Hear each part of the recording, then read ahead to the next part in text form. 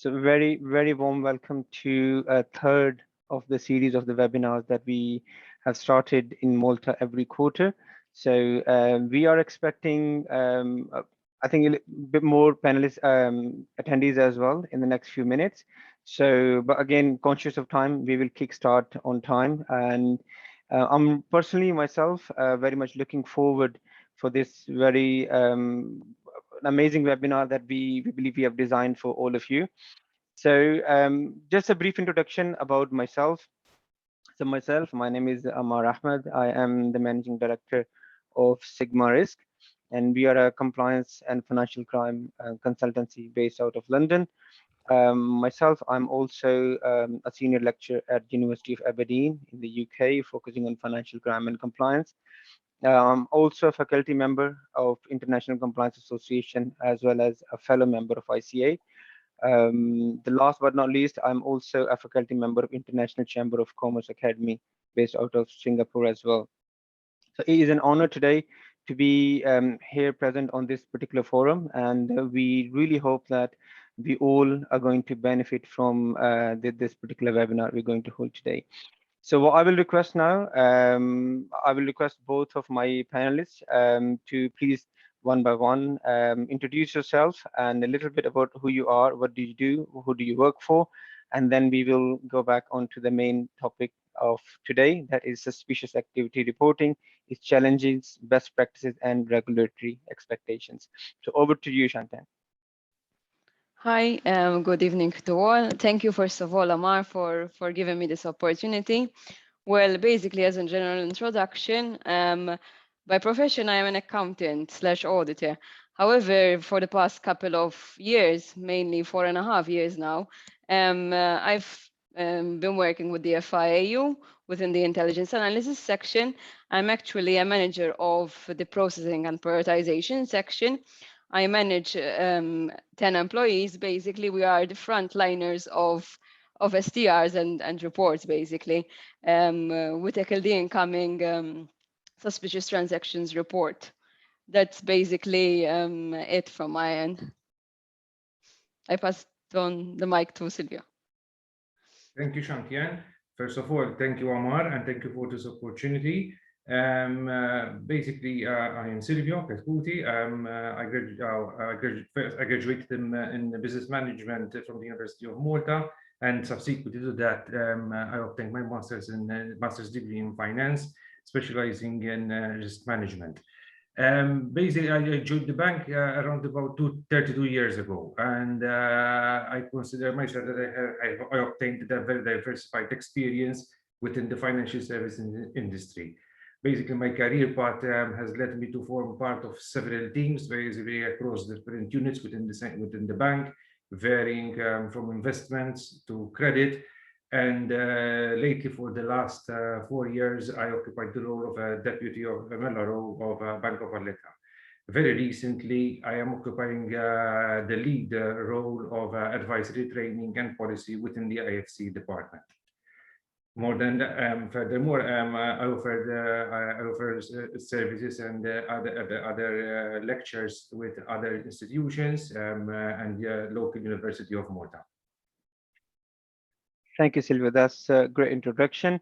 So today's topic, I think most of you, I guess either you might be a compliance officer, a nominated officer, a money laundering officer. You guys got one of the toughest jobs in the industry. Believe me, I've been in that side as a compliance analyst, been in the side as an advisory position as well. Just imagine you are one of the nominated officer, and your bank, your institution holds an account which belongs to a government, maybe in government of a neighboring country. And imagine there are, say, $700 million in that particular account. And one of the authorized signatory, who happens to be the minister as well, they send you instructions to move $20 million to an offshore account. Now, what do you do? Okay. The account that belongs to the government, and one of the minister who happens to be an authorized signatory as well, and they ask you to make a movement of $20 million to an offshore account. Now, the client wants to move money quickly, Okay, and the relationship managers, they want you to complete the transaction as soon as possible. They don't want to have any stress between the institution and your client. Imagine your management, they want to move the funds quickly as well. What would you do? Possibly the easiest option would be to move the money. Yeah? It's easier because it's one of the authorized signatory. But what if you have a little bit suspicion? Okay, is it really the money is going from the government account for a legitimate purpose? It is going into an offshore account. Possibly, it could be a possibility that the minister might be stealing from the government account. Why wouldn't money need a fund need to go to an offshore account? There's so many questions. And there's one very easy option for you to simply say, okay, that's fine. An authorized signatory has requested to move the money, so you move the money. Okay, now here is a dilemma. When you become a little bit of suspicious whether this is a legitimate transaction or not, that is where the biggest challenge comes. What to do? Okay, then is a dilemma that you keep thinking about it. Suspicious activity reporting. Okay, so as soon as you become suspicious, do you need to report? Do you want to report? Do you have to report? There's so many questions that arise in your mind. So this is what we will be talking about today. Okay, and technically there is not a single correct answer. There are many circumstances that we need to think about before we actually make the final call as to what to do. Before we even get to there, let's launch a couple of polls. I want to know a little bit more about yourself. So what I'm going to do now, I'm going to launch the first poll that you should be coming up on your screen right now. So writing SARs within your job, okay? Do you draft or submit SARs as part of your job? Okay, I want to know how many of you have that particular responsibility as your day-to-day job as well. So maybe let's give another 15, 20 seconds, and then we will reveal the results.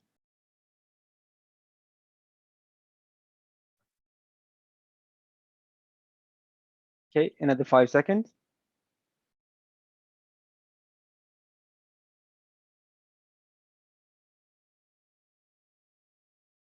Okay, I'm going to end the poll now, and let's share the result on the screen. So you can see it's actually a very healthy mix, I would say. Majority of you, 2/3 nearly, you actually do write and submit SARs as part of your day-to-day responsibilities, which is really good to know for me, because I think it's a forum where we can all learn from each other as well. The challenges that you face, we have a panel here, you can ask the questions, we have expert from the Bank of Valletta, we have representative from the regulator as well. So your challenges, your problems, your issues, this is something that we will have an opportunity today to actually ask these questions and get the answers. Okay, so that's done. I'm going to launch a couple more polls as well. Here is the next poll now. So how many SARs roughly do you have you submitted in the last 12 months? These all the answers are anonymous, so I wouldn't know who has answered what. Okay, so please feel free to answer as accurately as possible. That gives us a very good indication about the volume of SARs that are being raised from each organization. But we wouldn't know which organization are you from, but roughly we'll get the percentage and idea. Okay, I have 56 responses so far. So let's give it another 5 to 7 seconds.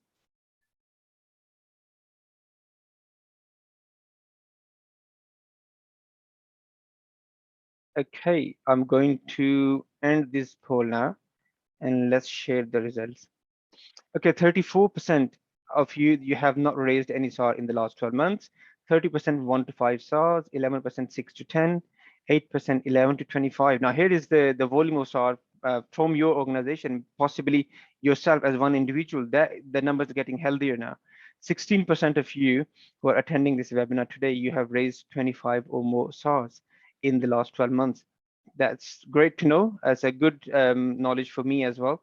There's a good healthy activity going on in Malta in terms of identifying the suspicious activities and then reporting it to the regulators as well. Thank you very much. I've got 2 more polls. Okay, now this is a little bit tricky question. It's more of a theoretical one. So how familiar are you with the key contents that should be included within a good quality SAR. Did you get good training, or is it something that you had to find out yourself? Okay, so I have seen many times that sometimes we do have really good mechanism in place where we get the right people to train us, introduce us as to what to include, but sometimes it's totally the opposite. We are put into the deep end straight away, where we have to figure out ourselves as to how and what to do. So I've got 61 responses. So let's give another 5 seconds, and then we will reveal the results as well.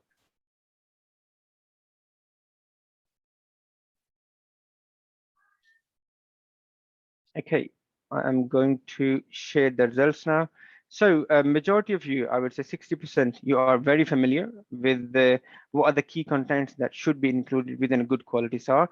41%, there is a room for improvement. Okay, so this is something that as a good understanding for us as well, and industry is probably, I would say, it's pretty much nearly half and half. So it means there is still the steps should be taken within the organizations to make the facility or opportunities available for the staff members to thoroughly understand as to what the key things that should be part and parcel of a good quality SAR. Thank you. So the last poll for tonight is being launched now. Okay. So you don't understand a transaction which is requested by a client. What do you do? Would you file a SAR, or would you ask a question from your client? Or you don't ask a question to the client because you might be tipping off your client, or you do nothing because no understanding that doesn't mean something wrong is going on. So what would you do?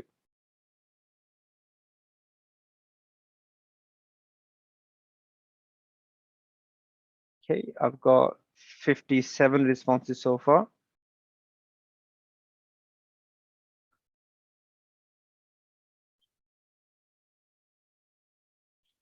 Okay, another couple of seconds before I close this poll. Okay, fantastic. So majority of you, 94%, think that you would ask your client for further information. 6% of you think that you will file a SAR because you don't understand the transaction, and 3% of you think that you will not ask a client. You might be tipping them off for asking questions, and 2% think that you won't do nothing because not understanding a transaction doesn't mean there is something wrong going on. Okay, that's a good exercise that gives a good understanding to us, the panelist members, as well as the other members who have actually joined this session too. Okay, so now coming back to the topic, the amazing topic today, suspicious activity reporting. There's so many questions. There are so many questions. You know, how can we distinguish between an unusual transaction and a suspicious transaction, for example? Okay, should an unusual transaction be reported as a SAR? Okay, don't we ever have unusual transaction in our own accounts? You know, for example, if I have a normal, account with the financial institutions, I have a very set pattern of transaction coming in, going out. But maybe once every 5 years, I want to change my car.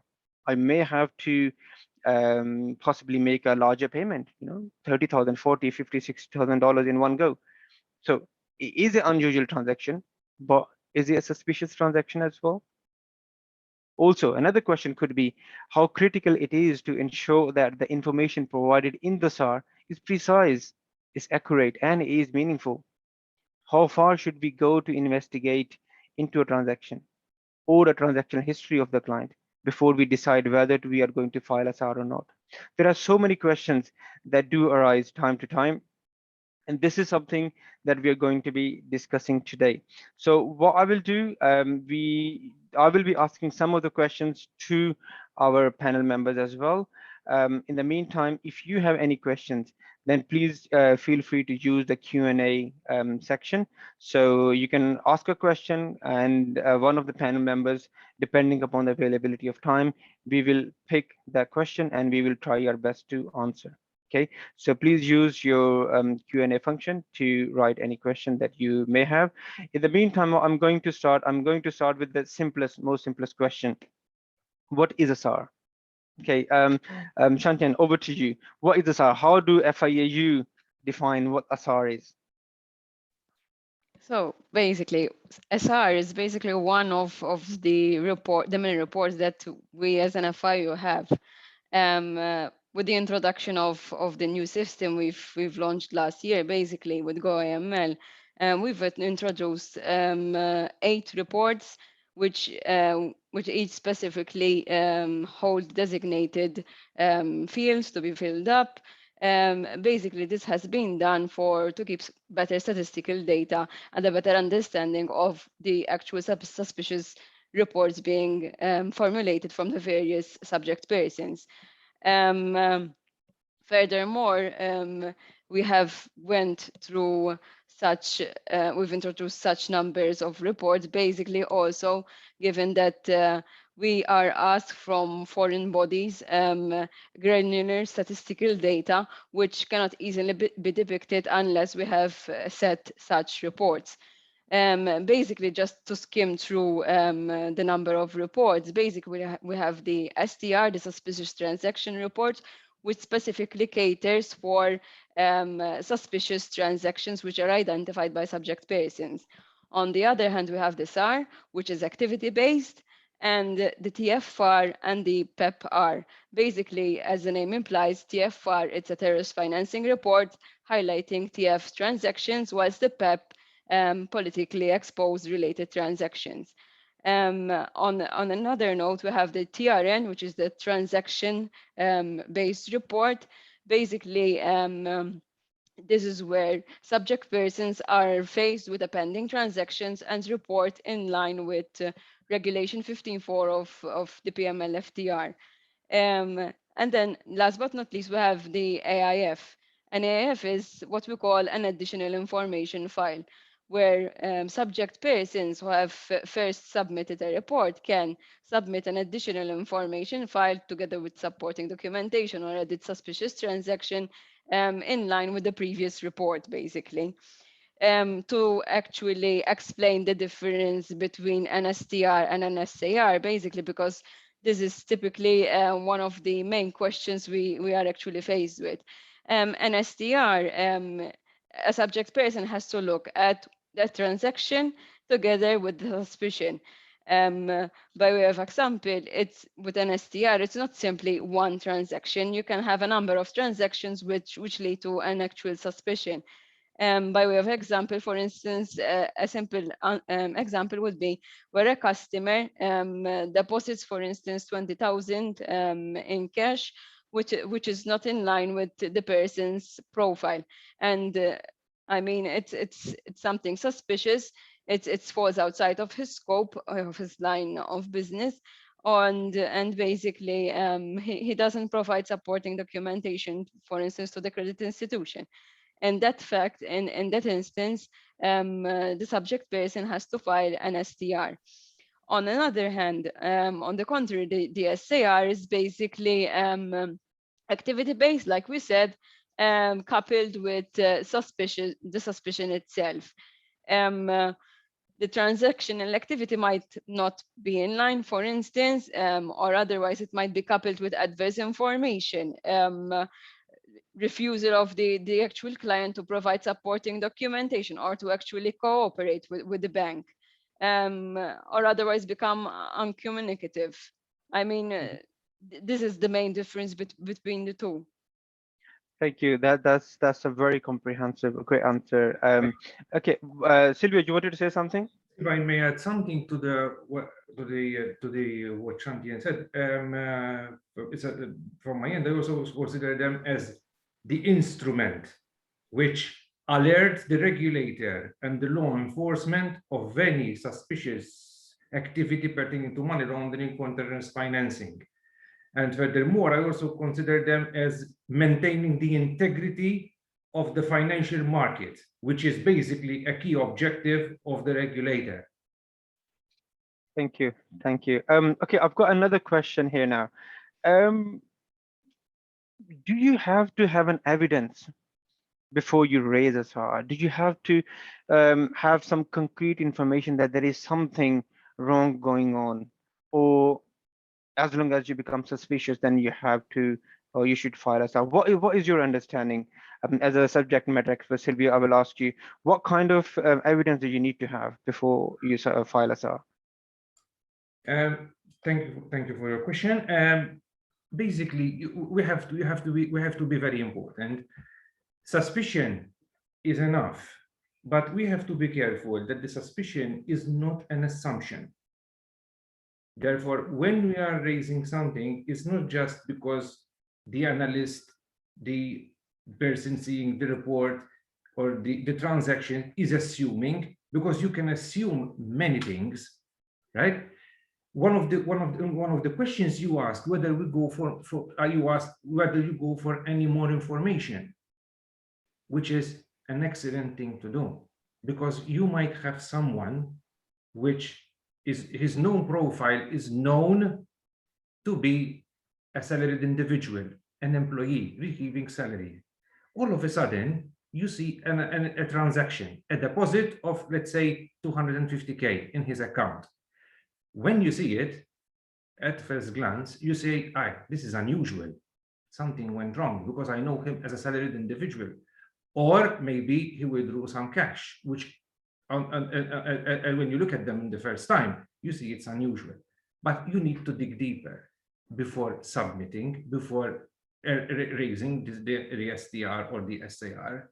You have to go back to the client, and obviously always in a diplomatic way to try to avoid tipping off, so on and so forth, because it's very, very important that you don't divulge anything to the customer and you don't portray an image that you are suspecting something about him.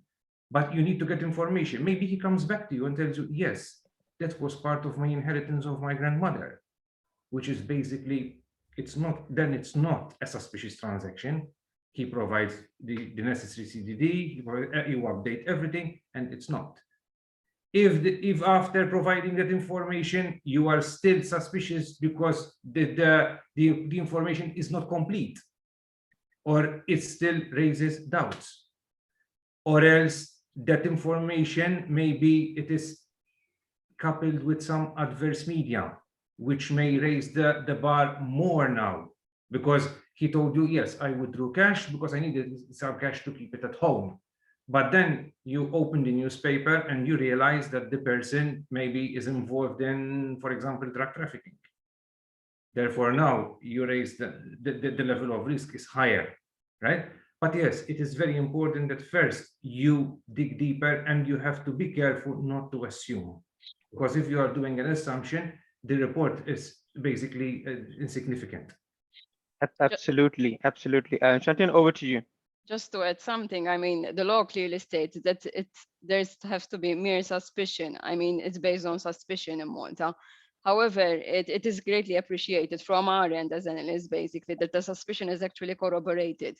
I mean, we have to be able to actually understand what the subject person is seeing as suspicious to actually take it further. You identify, Absolutely.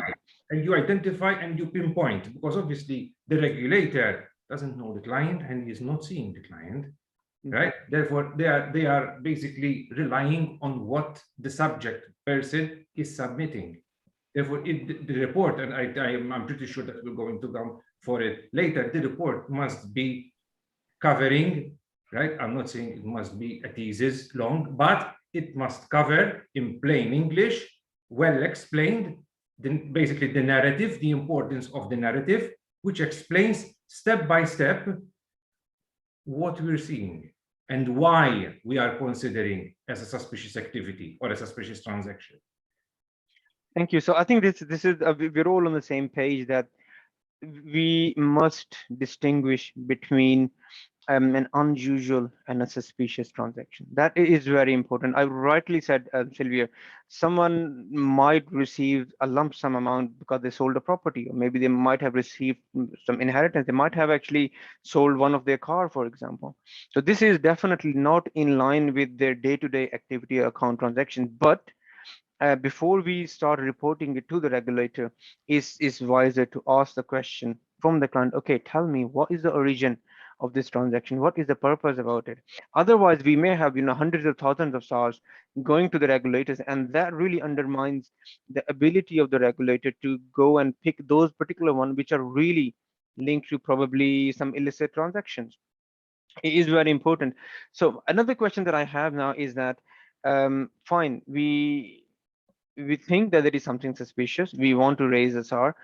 Do we have a set of questions? I'll ask you from Shantan, from you, from FIAU perspective, is there a particular format that is available that ask particular questions from the submitter that, okay, yes, we need A, B, C, X, Y, that information as the bare minimum?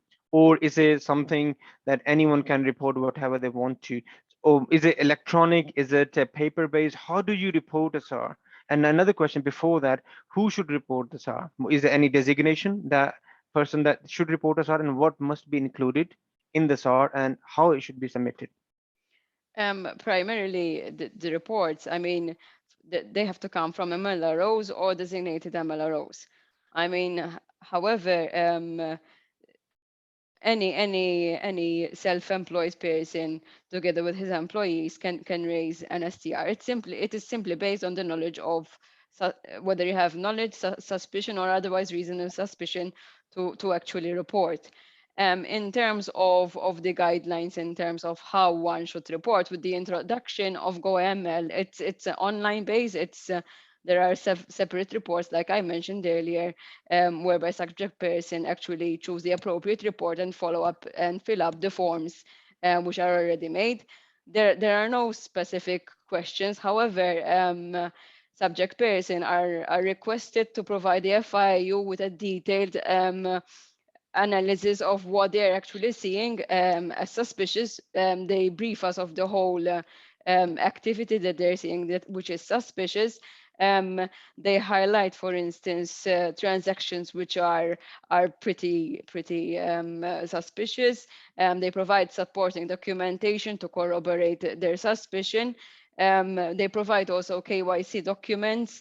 I mean, the guidance as to how one should submit. There's a specific guidance document on our FIAU website.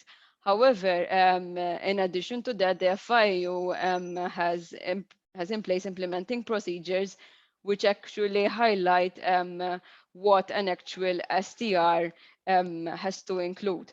Having said that, from time to time, our guidance and outreach team carry out frequent from time to time they carry out frequent webinars on the quality of STRs, and even us analysts from time to time, if we identify a set of subject persons which are not actually submitting what we actually want to see, we go back to them and tackle the matter and advise them to follow a certain set of criteria, basically, in terms of submissions. Thank you. And for the Go AML, is it that all of us, we do need to have sign up for that, or is it anyone can go there, or is it do we have to be part of an organization to sign up and register? To actually be able to submit via GoML, subject persons have to register. However, suspicion also might arise from the man in the street. Basically, at times seldomly we tend to receive the ones which are received via mail, basically, which do not register. But these are in very rare and extreme circumstances whereby we accept them and we key them in ourselves. However, the main practice is to actually submit via GoML.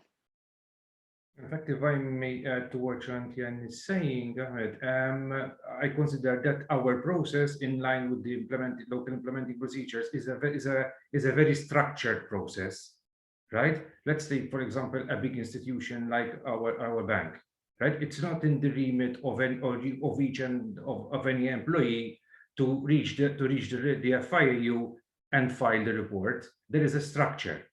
Right? On the contrary, these individuals are obliged to submit an internal report in writing, which is analyzed, and a decision is taken by the MLRO or the DMLRO or the secretary employee to file or not to file. Sorry, I'm on mute. So another question that I have now, is it a legal obligation to submit a SAR, or is it my choice, for example? So what is it? If I think I'm suspicious about something, do I have to, or it's up to me to decide? So Shantan, from regulator perspective, and then good practice, Sylvia will come to you as well. It's basically a legal application. It's by law, Regulation 15.3 of the PML FTR obliges subject persons to report where there is knowledge, suspicion, or otherwise reasonable suspicion that funds may be emanating from proceeds of crime. There might be indication of terrorism financing, or otherwise the client involved is actually connected to some form of ML or FD. In such circumstances, subject person have provided all the related identification details, like as we said, supporting documentation, a thorough analysis of the actual suspicion, and this has to be done promptly. Thank you. Sylvia, you have any comment on that? No, I'm totally in total agreement with Shantian. As I said before, ultimately, we need to protect the integrity of the financial markets. And basically, as we said, even in the preliminary meeting, we need to protect also the society in general, Absolutely. right? How about ourselves, Sylvia? How about ourselves? Are we protected? If I raise a SAR, am I protected by law in case, you know, an investigation comes out and is identified that this particular financial institution or this particular person raised a SAR? What the law, how the law protects me, for example, if I raise a SAR? Either of you can answer. You are always protected, because when you submit a SAR, let's take it from the beginning. Someone within the first line of defense is going to notice something, and he's going to report it, because at that stage he is seeing it as a suspicious activity and is going to report it. Automatically, it is passed on to the analyst at the MLRO unit to investigate further. The individual from the first line is out of question, right? The regulator does not know anything about who raised the UTR in the first instance. Ultimately, when it passes on to the regulator, is going to the information is analyzed at the regulator stage, but no names are divulged, for example, to the law enforcement. They are not going to say, for example, in our case, FIAU, are not going to go to the law enforcement and tell them Silvia Kuti from Bank of Valletta raised this report. It's not done. They receive the information, they will work it out, then they will disseminate that information in their own format to the law enforcement for further action. But no names are divulged further to the law enforcement. So the confidentiality is maintained, and we can go about and we are sworn by secrecy, basically. I mean, absolutely. Confidentiality is an utmost key priority for us. Brilliant. And now another question that comes now. So we raised SR, okay, and what do we do next? Do we carry on transacting with the client while we're waiting to hear back from the regulator? Do we close the account? Do we freeze the account? It's a difficult situation. You know, suspicion is suspicion. There is no evidence, and you have to manage your relationship with your client as well. So you don't know what will be the outcome of the investigation. What would be the best course of action? Should we close an account? Should we keep it open? Should we keep transacting? Should we wait for the consent to come back from the regulator? So because this is a very, very challenging situation, me being on the other side as well, when we know that we have a suspicion about a particular client or a transaction, and then but we can't tell our client. They want us to process the transaction, they want us to move their money, and then we can't tell them, hey, we are doing an investigation. Hey, you know, our compliance is looking into it. Hey, the regulator is looking into it. We can't tell them anything. So how can we manage it? Sylvia, I'll come to you, because you, from a more on practitioner side, this is the kind of situation you must be kind of facing, you know, every now and then. How do you deal with it? If I would say, for your question, for your question, Ahmed, every case is on its own merits. right? It depends on the case and on the sensitivity of the case, on the risk that the case will carry. You mentioned something. One of the considerations that you mentioned is to block the account. That is a very dangerous strategy to take, because as we said, there is the tipping off concept, which we need to be extra careful. If you block the account, automatically you're going to send a signal to the customer. Why did you block my account? You have to have a very valid reason, because you need to explain why did you block your account. In that instance, I think you will be better off, you will be in a better position to take a decision not to maintain the relationship, because you can say it is out of our risk appetite framework, and I'm going to terminate the relationship, which is better rather than blocking. Because when you block, automatically it's going to come back to you and tell you, I tried to use this service and it's blocked. I tried to access funds on my account and it is blocked. It is very, you have to be very careful what strategy you're going to take. The best strategy will be always you discuss prior discuss with the regulator also what you're going to do. If you submit the report, ultimately you're going to the business is going to take a decision, fine, but you inform the regulator what you're going to do, because you might be closing an account and you might hinder an investigation. Therefore, you always discuss with the regulator. You go back to the regulator. If the investigation you envisage that it's a massive investigation, especially, or it's a very sensitive investigation, you go to the regulator and tell him and discuss your intentions, discuss the way forward. Ultimately, it's the institution's decision, right? But you need to inform. You tell them, listen, we decided to terminate this relationship. It's not black and white. It's not that. It's not, one solution will not fit everything. Ultimately, you see if there is something which is suspicious, you cannot just say, okay, this is suspicious. You send it and you just say, okay, we terminate the relationship, right? Because maybe the regulator is going to come back to us and tell us, we investigated the matter, but there is no suspicion in this activity or in this particular relationship. Because what we might suspicion, I always explain suspicion and say suspicion has different facades. Maybe what we see suspicious at that point in time, the regulator has additional information, right, which says no, that is not.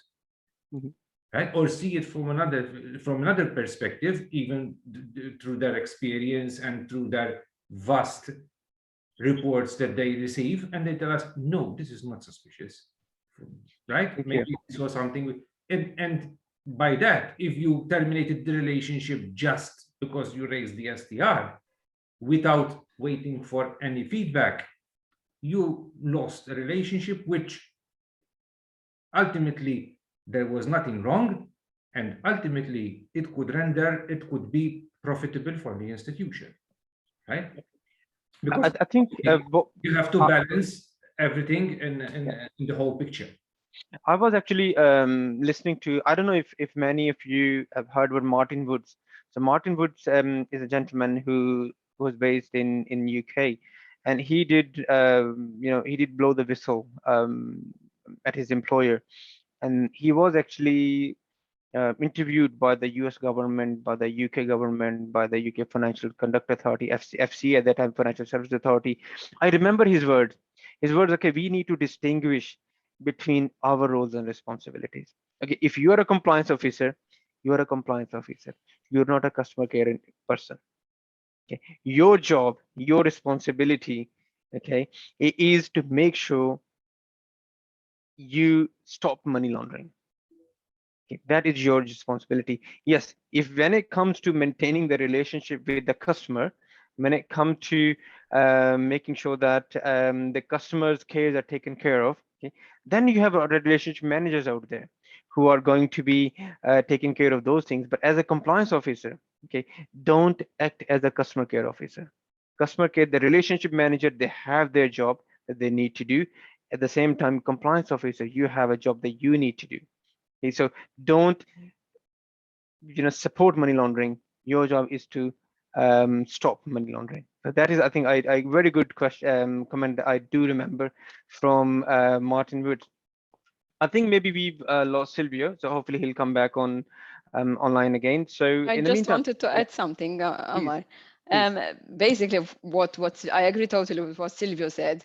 I mean, at times we might take the course of action is to actually let the transactions pass, not to tip off the actual client, and actually see where the funds are moving on to next, basically.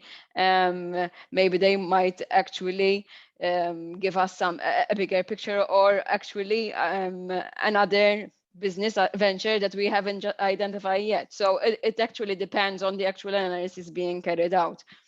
However, it is kindly advisable, as Silvia said, that us as an FIU are kept informed of what the actual institution or otherwise the subject person intends to do. Not to hinder actually the actual analysis being undertaken. However, it is also suggested that if an STR is filed, um, the actual client is closely monitored and even assigned a higher risk, basically. By closely monitoring, I mean, we do not expect that subject persons report on each and every transaction being carried out. Subject person have to actually distinguish yet again as to what is suspicious or not. For instance, if you see a salary, it's not that suspicious. However, if you actually identify a suspicious transaction identical to the previously reported one, then yes, in that case, the FI would want to know, and actually it confirms that the pattern is actually the same. Yep, that make perfect sense. So also I think Shantan, you do receive a lot of suspicious activity reports. Is there any particular trend that you see in terms of, for example, the SARS, they report that you received the missing particular key information that you would like to see, or sometimes do you see that some of the SARS just been raised because of the number game? Okay, yes, we have raised 20 SARS or 30 SARS or 100 SARS. So is a quality is an issue as well? You come across sometime, or any particular message that you want to send? Okay, guys, please make sure when you do submit a SAR, have A, B, and C, X, Y, Z information in. Do you have a key expectation as to what should be or what must be included within a SAR report, or you've seen something that is consistently being missed out in the reports that you receive most of the time? I mean, it depends on the actual sector which is reporting. I mean, there are certain sectors which have quite a number of years of experience in terms of submitting actual reports. But others which are pretty new, and at times we have to actually tweak and help them out in actually submitting correct reports. For instance, I mean, we can safely say that the major report submitters are the gaming sector as well as the credit institutions in Malta. I mean, credit institutions, the vast majority of which submit a good report. They highlight the actual suspicion. They provide us with the transaction details, checks, for instance, supporting documentation, loan agreements.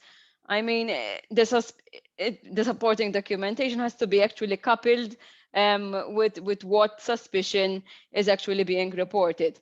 However, I mean, despite it being one of the larger sectors, we still see some instruments, for instance, which are not being reported, and at times we feel that there might be high risk indicators in such sectors. For instance, the loan sector, the loan industry, whereby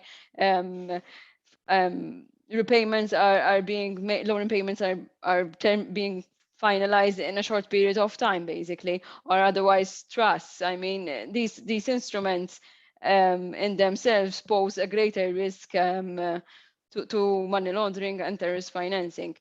The other sectors which are still getting accustomed to are predominantly the NFBPs. I mean, these are one of the least reporting sectors, and we are, through guidance and outreach, are trying to actually reach out to them, and even in the case of actual reporting, I mean, we are trying to advise them in how to actually identify suspicious transactions, and actually advise them to submit reports with the FIAU. Thank you. So I've got actually a very good question that has come up here now. I'll read the question, and either of you, please feel free to give an answer. So here's a question. After raising a SAR or STR, customer's account was closed. Okay, this is a situation being presented. However, the customer contact us again, and they provide all the documents or evidence to actually, relieve us from any of our suspicion. Can we reopen the account? And if we do reopen the account, do we need to inform FIAU as well? Basically, I presume that they actually submitted a report and actually closed the account. Yeah. In that case, I mean, we have been informed of what the actual subject person has done. I mean, the subject person has closed the report. However, if in the long run the subject person is provided with the supporting documentation, and for instance in relation to source of funds, then yes, I mean the FIAU, the subject person has to can actually reinstate the person as one of their respective clients. From our end, I guess it can be beneficial to actually get to know because the primary suspicion was unknown source of funds. If the customer, the subject person actually gathered such supporting documentation, it would be greatly appreciated by the FIAU to actually know that the actual suspicion has been dismissed, basically. Cool. I think that's a very, very clear answer now. Okay, now another question. I'll come to you, Silvia, for that. So the question is that what are some of the ways, or documents that we may ask to kind of, to remove our concerns. So because when we get into these difficult conversations with the clients, okay, we can't really tell them, for example, if there is a certain for example, there's a spike in the account activity, for example, and if you become suspicious, and then but you don't want to tip off the client, how would you go about in terms of reaching out to the client? What kind of information you may ask? What kind of document you may ask to get to the stage where you can either say, okay, yeah, is definitely a genuine suspicion, or yeah, I've got sufficient answers, bank statements, some sale deeds or something like that. So you do come across things like that at all? Yes. Certain documents, as even Shantian said in the beginning, when you're going to escalate, you're going to do a good quality report. You need to have information, and in certain instances, you need to have even the documentation. Because from the documentation, sometimes when you analyze, you can also see other connections that may be there mentioned in the documentation per se, which can help you evaluate more, right? And take a better decision. Right? And the documentations that you ask, yes, it depends in certain instances. Sometimes whether it's a copy of a sanction letter, maybe or obtained from a different bank, maybe loan agreements, yes, which obviously they are important to have, because you need to analyze and you need to understand, right? Invoice, when it comes even to businesses, you have invoices and contracts of agreements. Sometimes you will need them because first of all, you need to have your updated CDD. And ultimately, you need to know and understand what your client is doing. Things changed. As I said in the beginning, I have been in the bank for 33 years nearly now. The client is not the same as we used to have before, right? Therefore, things are changing. The environment in which we operate is changing. The COVID-19 changed a lot. the modus operandi of the financial markets, right? Therefore, we need to understand better, right? The need to the know your customer is a very important, but know your customer. I always give this example, even at the office.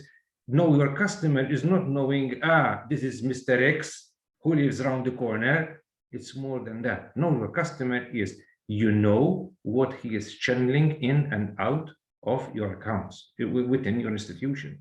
You have to understand. And you understand not just, or not always by verbally, because verbally I can say many things as a customer. Oh, yes, my grandmother gave me those. It was an inheritance from my grandmother. Okay, fine, that's verbally. But the documentation might say different. Yep. Audited, Absolutely. audited accounts, management accounts, these are all information that it's important to have. That's the documentation that you need to have to build the profile, right? Anything that can help build the picture to relieve your concerns. So absolutely. Okay, one more question that I have now. So for example, if I'm a beginner, I'm a newly appointed compliance officer.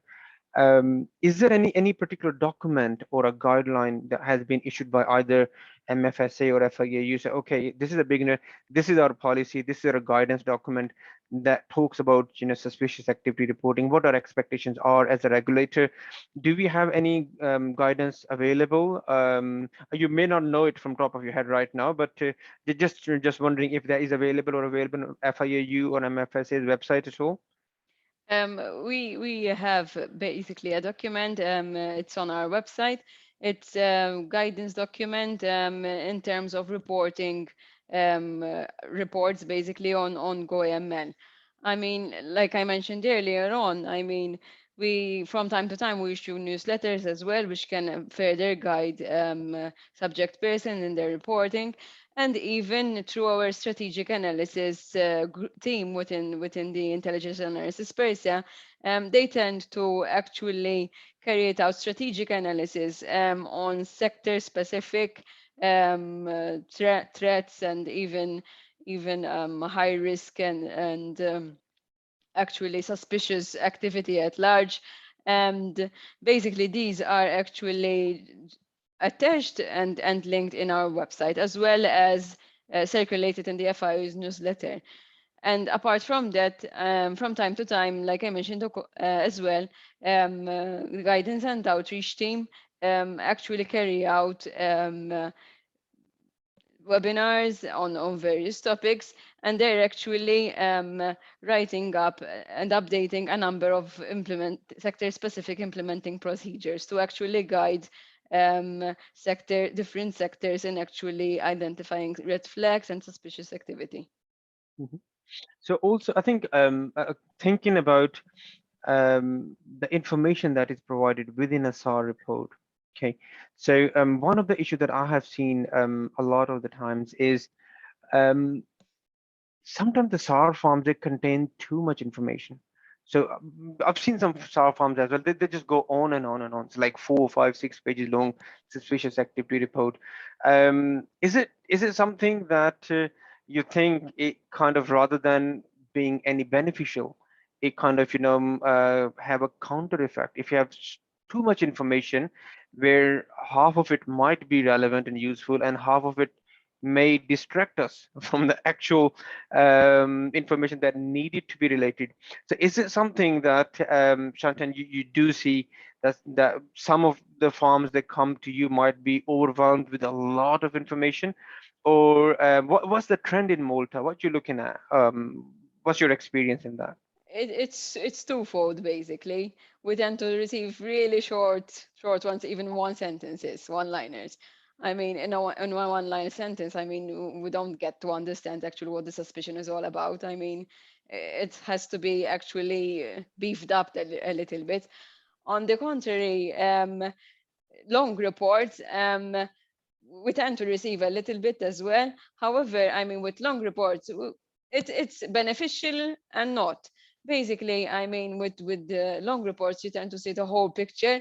However, we would appreciate actually pointers as to what the actual suspicion is all about, because many a time they go on and they skip from one point to the other, and at times we're just we can't quite picture what the suspicion is all about.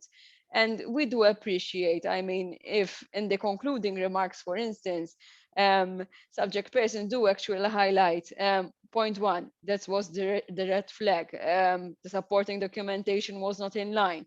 I mean, those key facts that make you go back through the whole report and actually filter and further analyze that part which is actually suspicious.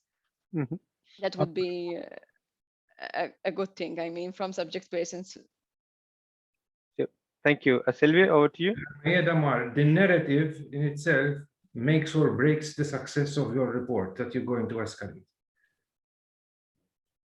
It is very important. It is very important. Absolutely narrative critical. is the main, because the regulator, that is what they are going to read.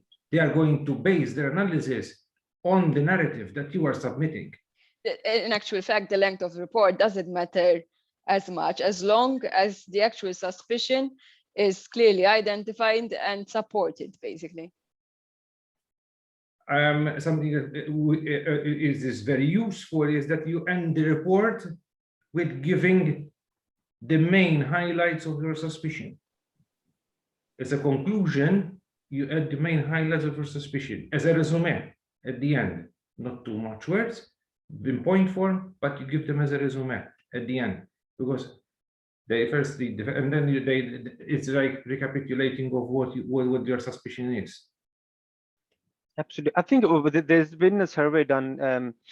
I know in USA, for example, they the number of SARs which are submitted in a year, the number goes into millions. I think around 5 million or so. In UK, the number of SARs is submitted every year are more than 500,000. Okay, and Malta, I don't know. I don't have the figures for Malta. But my question is that the law enforcement or the regulators, they have a limited capacity, limited manpower.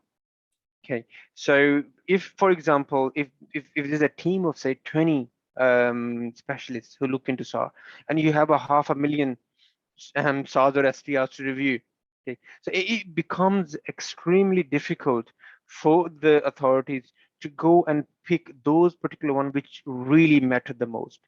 So something what happens, so some organizations, they may just, okay, fine, instead of making any effort, as soon as they think, oh, there's something might be wrong, so rather than going back to the client, asking the questions, trying to kind of, mitigate as much as possible, if they still can't, they raise the suspicious activity report. Sometimes it happens that as soon as you don't understand a transaction, you just to protect yourself, you send a SAR. And that may overwhelm the authorities as well. You get hundreds of thousands of SARs. There is a limited team to look into it.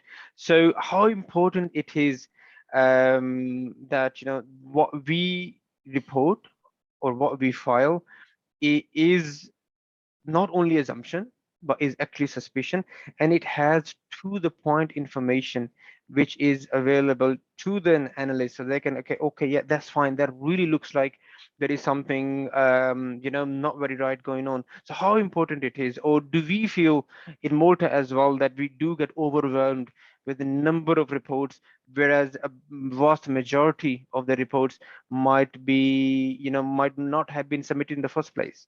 So I'll start with Chandan, and then Sylvia will come to you as well. Sorry. Continue, Sylvia. I was going to add something because you mentioned the numbers, and you mentioned the quality is very important, because the quality per se is going to measure the efficiency of the line of defense model of the financial institution. For example, I'm measuring the financial institution of any institution, right? Therefore, if you have a good quality, it means that the efficiency of the three lines of defense that you have is fine. If you have a very low quality, somewhere along the line there is a deficiency, right? It's going to, reflect any deficiencies. If you have a bad quality, it's going to reflect any deficiencies in the line of defense models. Okay, Chandan, do you have any comment on that? No, Basically, what I wanted to say is, I mean, we're not running, we're not receiving reports in the millions. However, we've seen a substantial increase in the STRs being reported. I mean, at this point in time, we've reached 5.5K, and we're estimated that by end of the year, we will reach 6K. And basically, yes, I mean, the quality, like I mentioned earlier on, it's not streamlined across all sectors. So we tend to receive reports which lack information, or otherwise they actually being submitted retrospectively. For instance, I mean, some things happened earlier on and they weren't picked up, but they are actually picking them up because now there's adverse information. For instance, I mean, when at the initial transaction, it was actually really suspicious. I mean, there are instances where we in Malta we face such circumstances. I mean, that's why we are always trying to educate subject persons to properly look at the red flags more with a more eye-opener view, and which could actually through the supporting documentation could lead to somewhere. Basically, I mean, ultimately the FIU's aim is to actually combat money laundering and financing of terrorism. I mean, if no good quality reports are in fact submitted to the FIAU, I mean, we're really limited as to what we can move on to the next step. It comes down to the training. I think that is something that has been highlighted time and time and again, previously as well, is that a lot of the times, one person has 6 hats especially within smaller organizations. So they look into compliance and a lot of other things at the same time. And this is something that someone might not have received sufficient training as part of the key job requirement, and the lack of training might actually result in overwhelming the regulator as well. So it's very important. It also, one has to also keep in mind that the actual perpetrators are actually more often than not one step ahead of us. So, I mean, the training that is being given, it's being heard by the perpetrators themselves. So they are learning as we speak, basically. Absolutely. Okay, I've got a very interesting question here now, especially on the topic, Shantan, you mentioned that some of the SARs have been reported retrospectively.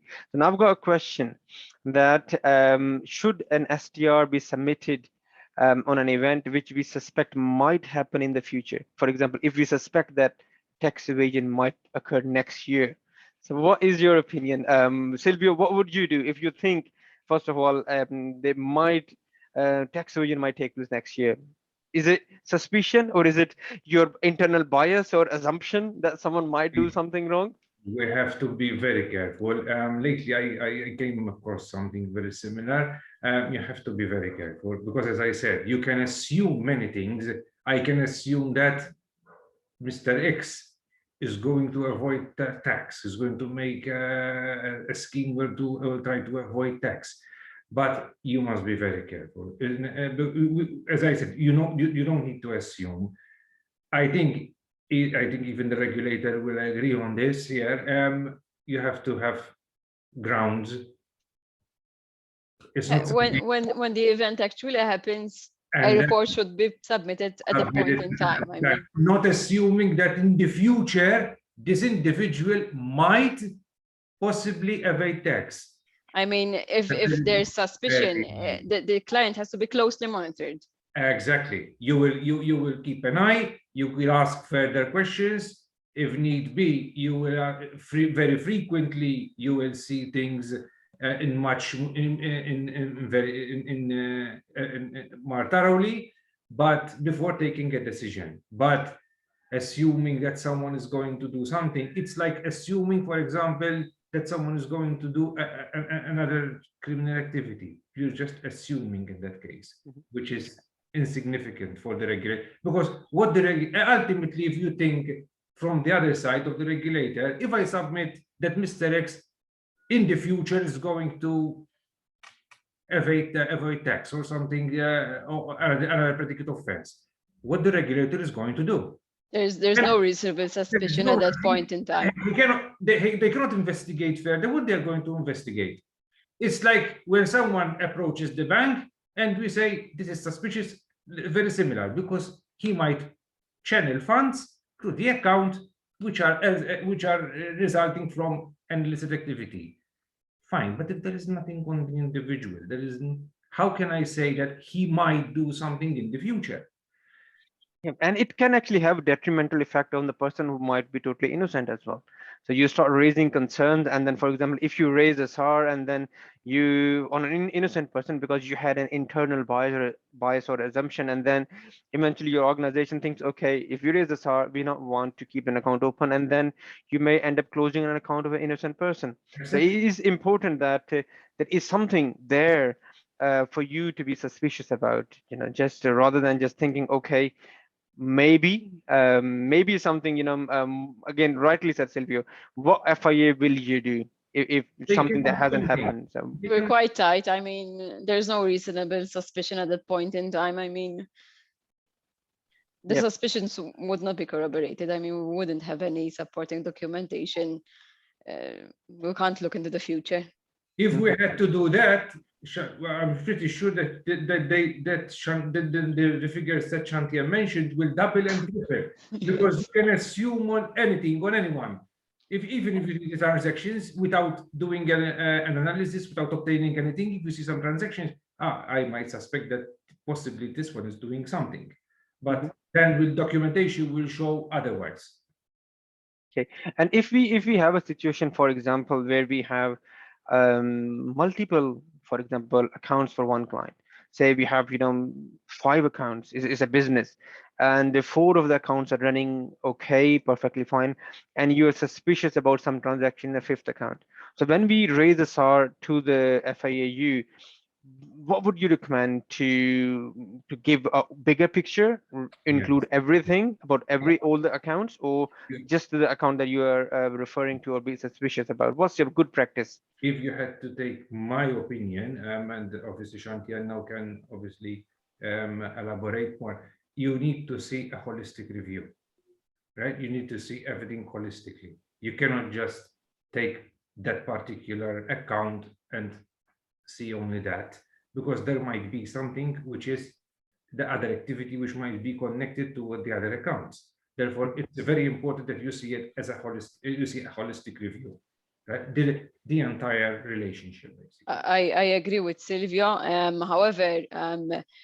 Many a times, giving us a holistic approach might actually allow us to connect, for instance, one person to the other further.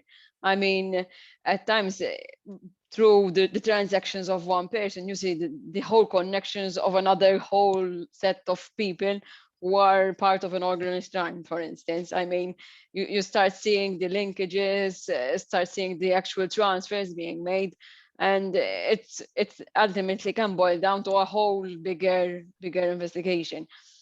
From a technical reporting perspective, I mean, the subject person should, for instance, if they actually see in one account an actual set of transactions which are suspicious, they should file an STR highlighting those transactions which are suspicious. However, then again, an AIF should be submitted an additional information file highlighting all the accounts and all the transactions for further analysis as well. However, through the STR, you actually pinpoint which transactions are actually suspicious. Yeah. And what if, for example, if you have a client who is a foreigner, for example, so or if you had a client relationship where individual or a company is from a foreign country, so do you still expect a SAR to be raised in Malta, or should it be, what's the general good practice in Malta, or should we raise a SAR into the relevant country where the client is located, for example? It depends on actually where the subject person is registered. I mean, we have subject persons in Malta which have a dual reporting framework. I mean, it basically depends on the actual registration. Okay. And now this question has come to you specifically. Registration of the subject person I'm referring to. Yeah. So I've got another question, Shanti, and I come straight to you. It's specifically been asked that I ask the question to you. So Okay. how suspicious you need to be to send an SDR? Is it better to send even if you have a small suspicion, or FIU prefer to have actually corroborated SDR with facts and documents? I mean, the suspicion itself, it's difficult to pin down as to what suspicion is. There's no actual monetary threshold making that transaction suspicious, and it might predominantly depend on a number of criteria, the circumstances, for instance, of the transaction. Like we said earlier on, the profile of the customer, or otherwise the patterns you identify. I mean, there's no black on white circumstances that actually say, Isma, you have to report this kind of circumstance, this kind of situation, and this one shouldn't report it. I mean, if the subject person has suspicion, even little suspicion, I mean, they should submit an STR. I mean, it's their legal obligation, and in terms of the law, the suspicion is enough. And also, I think the answer is in the definition. It's a suspicious activity report. It's not a crime report. Okay, you don't really have to investigate and find evidence and be 100% sure that a criminal activity is taking place. That is not your job. You're not a police inspector. You're not a detective. You're not an investigator. You are a compliance person, right? So if you become suspicious, okay, then the definition says it's a suspicious activity report. But again, we need to draw the fine line between being suspicious or The assumptions. just assuming, okay, or sometime not knowing the fact. That shouldn't be a suspicion either. For example, if I'll give you a simple example, right?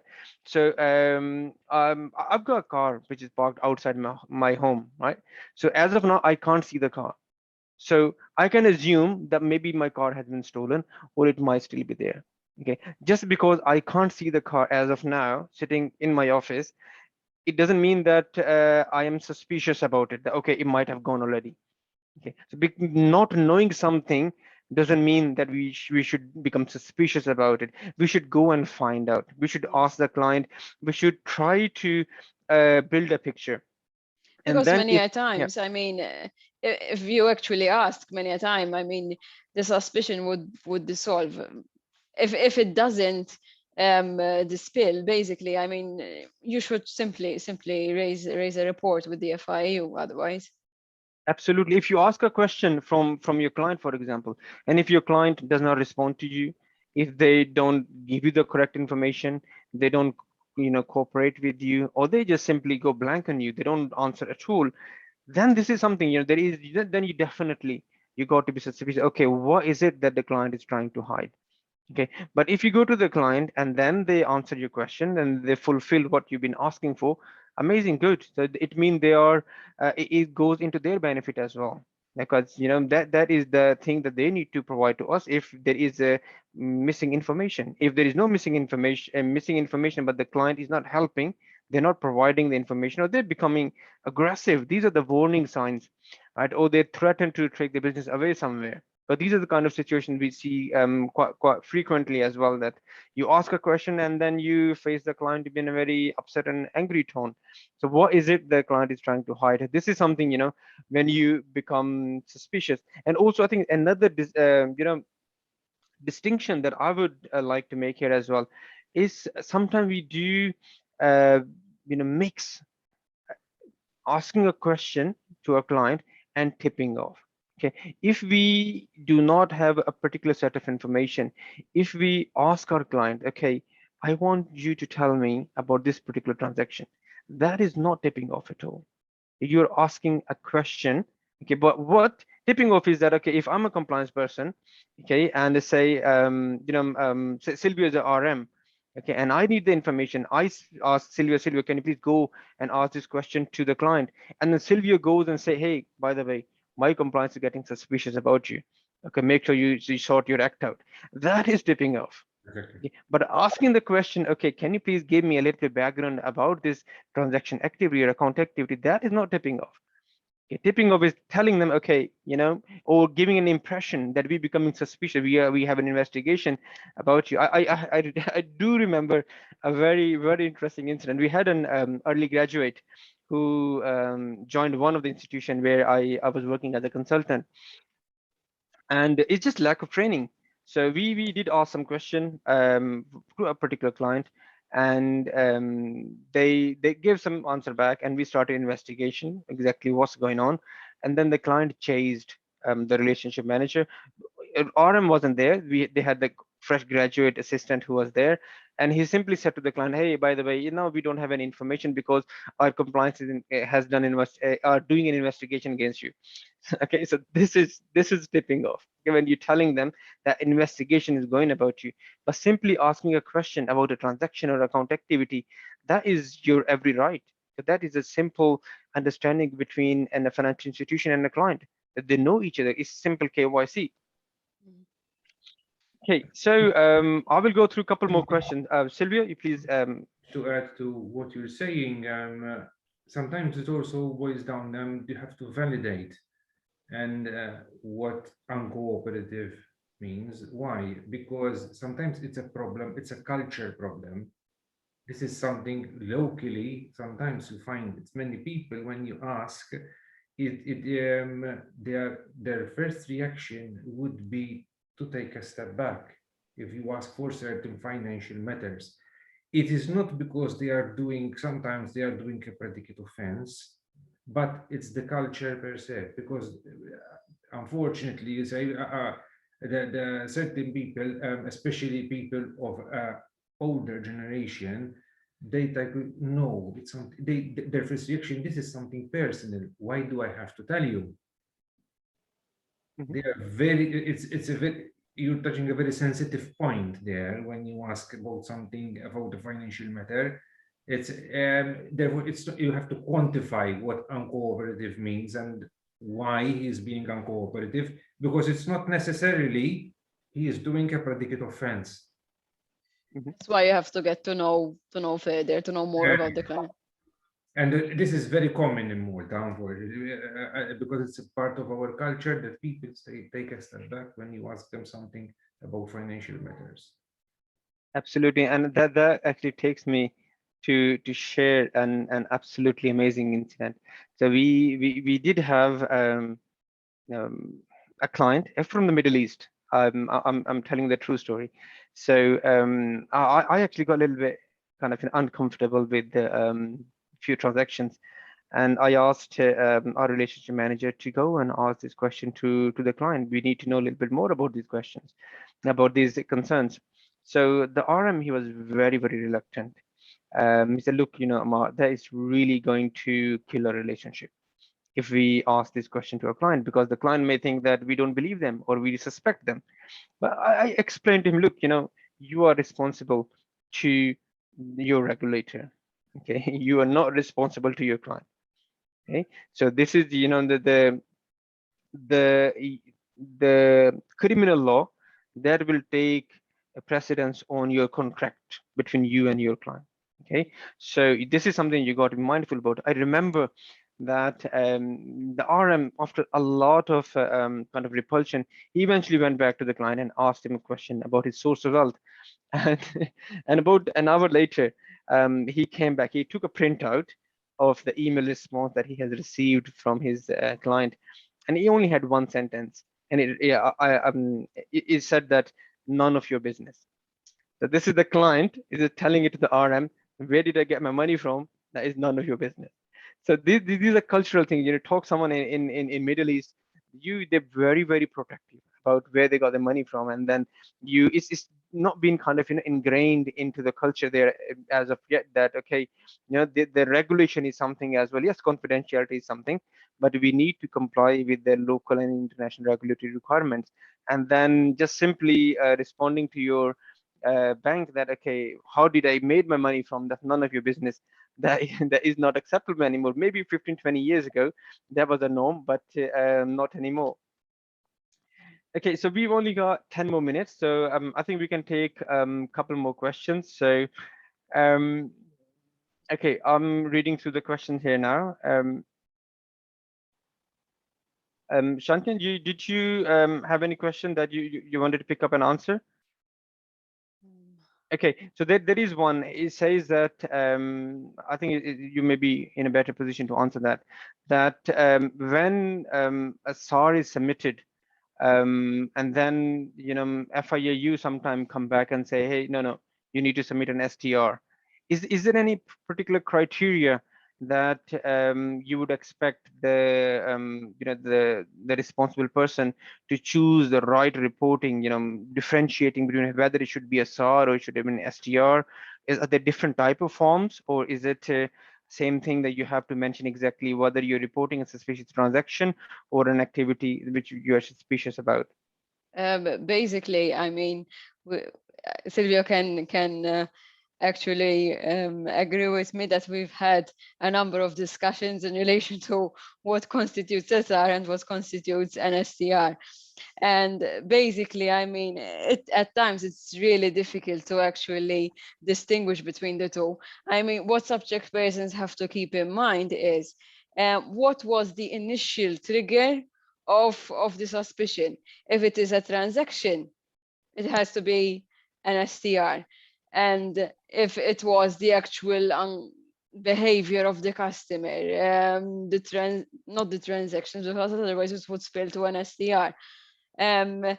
It's difficult. I mean, to be an easy way out, as in an easy definition of SR, it's based on the activity. However, like Silvio can mention a few examples. For instance, I mean, we've had instances where the reporting would be coupled. I mean, but then again, it has to be the initial suspicion from where it was in actual fact triggered. I mean, I cannot. We actually advise subject person on what we are actually reading.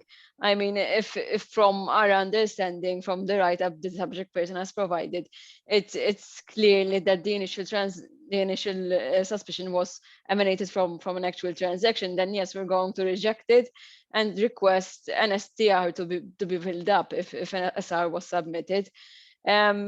Yet again, it's quite debatable at times. So I mean, at times it's better if, for instance, subject person call us and we would actually explain as to why such a decision was taken. I mean, we're quite approachable. I mean, anyone can actually call and we'll explain. Thank you. I don't know if Silvio wants to add any. I'm in agreement with Chandian, because we normally discuss these things very, very, very frequently, or we used to discuss these things very, very frequently.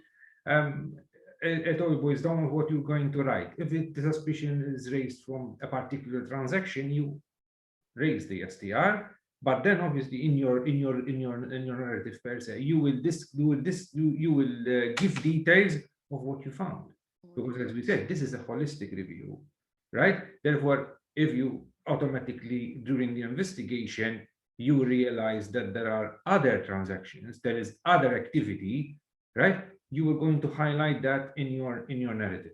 Apart from that, at times we tend to see that many subject persons tend to go for an SAR because it's an easier way of reporting. I mean, one doesn't have to key the transactions per se.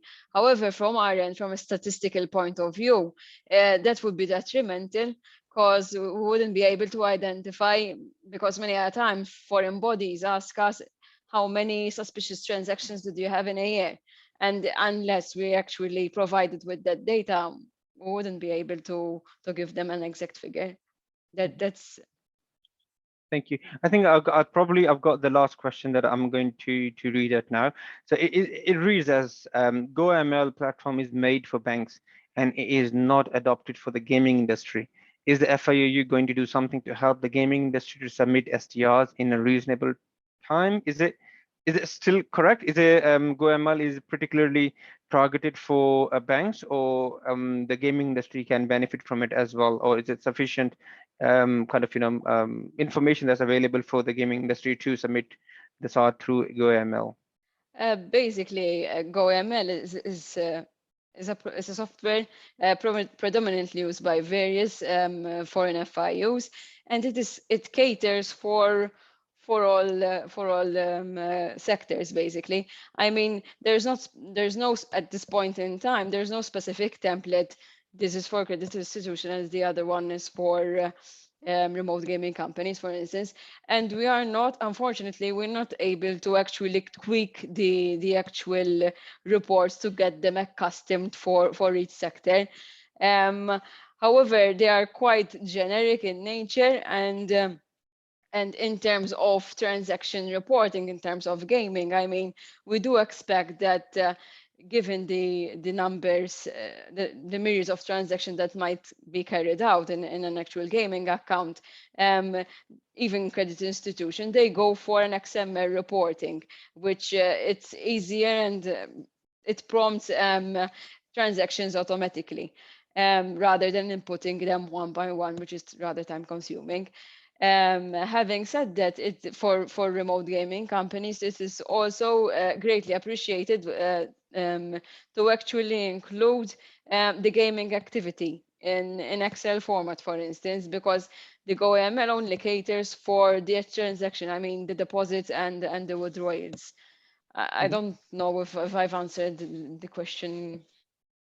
I think it make perfect sense to me. So I think that we will have to actually call it almost the end of it now. So I think what I would say, okay, so it is your job is very important. Okay, in compliance as a financial crime compliance officer, as a nominated officer, it is critical. Okay, don't give the benefit of the doubt to your client. It is very important. Okay, if anything goes wrong, it is going to come and hurt the institution, is going to come and hurt the shareholders of the institution. It may come and hurt the individual as well, because you have a level of responsibility against on you. It may hurt the society as well. Okay, so if you are giving a benefit of doubt, okay, it might be suspicious, it might not be. If you're suspicious, raise a suspicious activity report, explain as to what you think it is, and then rather than just assuming no, it should be fine, if it is not fine, then you are left definitely giving a benefit of doubt to the client, who might be up to no good, but you might be putting everyone else on the risk. Okay, when writing the SARS, you make sure you write it in simple sentences, no fancy words. Sometimes you complicate with the wording so much that it becomes difficult to even understand.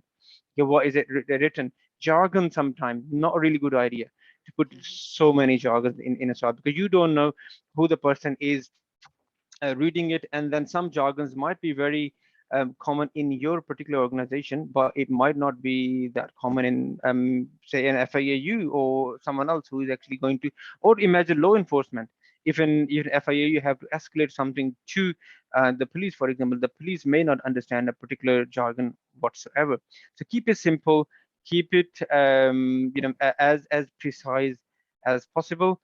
So I think with that, pretty much, I think we will have to call it an end. But before I ask the final comment from Silvio and Chantain, I just wanted to mention to all of you that, as I promised previously as well, that since we Sigma Risk, we are a partner of ICA, International Compliance Association, and all the registrants for today who actually attended this particular webinar, so we have actually, as a gesture of goodwill, as a token of appreciation, we have secured special discount on every professional ICA qualification.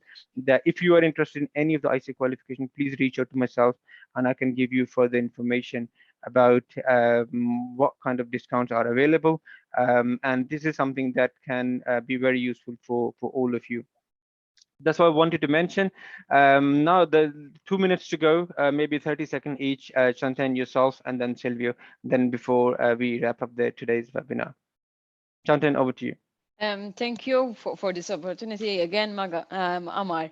And if any of the participants wants to either reach out further and clarify certain queries, I mean, do not hesitate to call or send out an email on fiauanalysis@fiaumalta.org. I mean, we're always ready to help and assist subject person in actually helping us in combating money laundering and financing of terrorism. Thank you, and good night to all. Thank you. Silvio, over to you. Thank you for this opportunity. Very, very important, very useful and important sessions, because obviously we are building knowledge, and knowledge is a key, and especially in this area, right?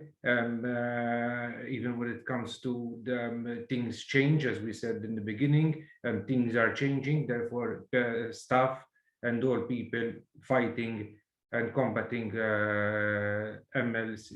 FT need to be updated. I consider it like the medicine profession. You have to be always updated, right? It's the same. You have to be updated in order to offer excellent service. Thank you. Thank you, Silvio. Thank you, Jantan. And thanks to each and every of the delegate who attended this particular webinar today. We're looking forward. We're going to start preparing for the next webinar straight away. So hopefully I'll see you all in 3 months' time in the next quarter. You all have a very good night. Thanks for joining today. Thank you. Good Thank night. you. Take care. Bye-bye. Bye.